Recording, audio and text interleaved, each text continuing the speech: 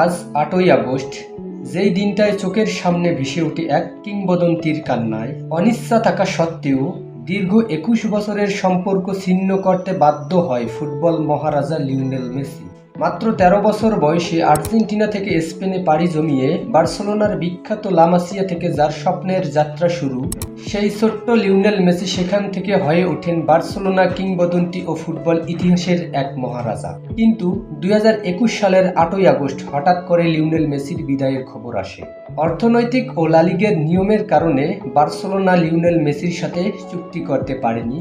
Lionel Messi নিজের পারিশ্রমিক কমিয়ে বার্সেলোনায় থাকতে চেয়েছিল, কিন্তু বার্সেলোনা জানিয়ে দেয় লিওনেল মেসি পারিশ্রমিক কমালেও লিওনেল মেসিকে ধরে রাখা সম্ভব না। ফলে দীর্ঘ পথ চলার ইতি ঘটিয়ে চোখের জলে বিদায় জানাতে হয় প্রিয় ক্লাবকে, হাজারো দর্শককে। বার্সেলোনার হয়ে লিওনেল মেসি অসংখ্য ব্যক্তিগত পুরস্কারের পাশাপাশি লিওনেল মেসি বার্সেলোনাকে দিয়েছেন অনেক শিরোপা। বার্সেলোনার হয়ে লিওনেল মেসি ৭৭৮ ম্যাচে ৬৭২ গোল ও ৩০৫ অ্যাসিস্ট করেন। পাশাপাশি লিওনেল মেসি ৬টি ব্যালন ডি'অর জয় করে।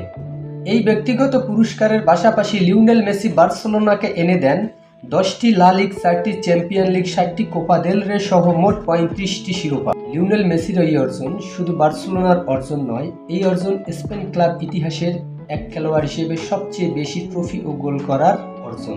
যারা ফুটবল পছন্দ করে তারা লিওনেল মেসির এই বিদায়কে কখনো মেনে নিতে পারেনি, কারণ লিওনেল মেসি বার্সেলোনাকে নিজের সর্বোচ্চ দিয়েছেন, বিপরীতে লিওনেল মেসি পেয়েছেন ইতিহাসের অমরত্ব।